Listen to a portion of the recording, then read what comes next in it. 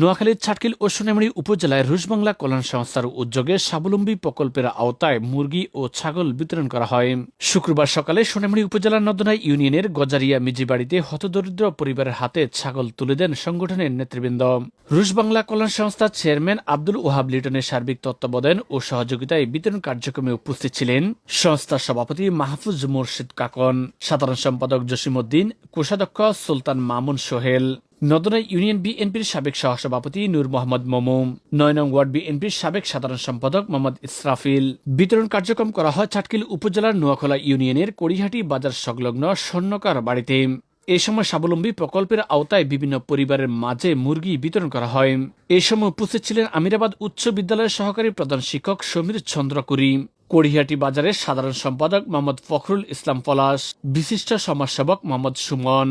এ বিষয়ে রুশবাংলা কল্যাণ সংস্থার চেয়ারম্যান আব্দুল ওহাব লিটন জানান, দীর্ঘদিন থেকে ছাটকিল ও সোনামুড়ি উপজেলায় রুশবাংলা কল্যাণ সংস্থা বিভিন্ন সামাজিক ও মানবিক কার্যক্রম পরিচালনা করছে। শিক্ষা উপকরণ বিতরণ, চিকিৎসা সহায়তা সহ বিভিন্ন সামাজিক মানবিক কার্যক্রম পরিচালনা করা হচ্ছে।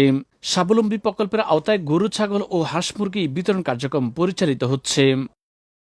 মানে আমার স্বামী অসুস্থ, স্টক করে ফেরোলেছে, চিকিৎসা কোনো কাম কাজ কিছু করতে পারেনি।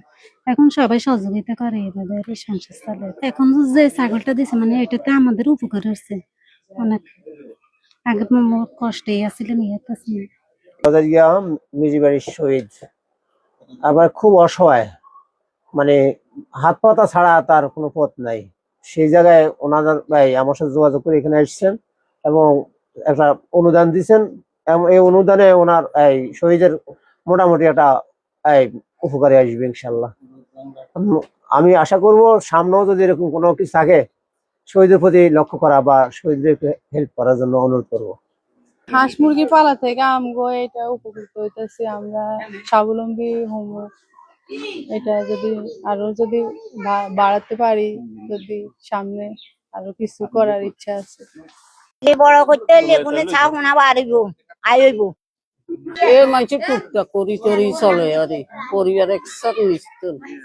গরিব দুঃখী যারা আছে এরা কর্মসংস্থানের একটা পথ পাবে বলে আমি মনে করি এবং এটা ভবিষ্যতে আরো বেশি মাত্রায় যদি সহযোগিতা করে তাইলে আরো ওরা উপকৃত হবে এবং স্বাবলম্বী হওয়ার পথ খুঁজে পাবে।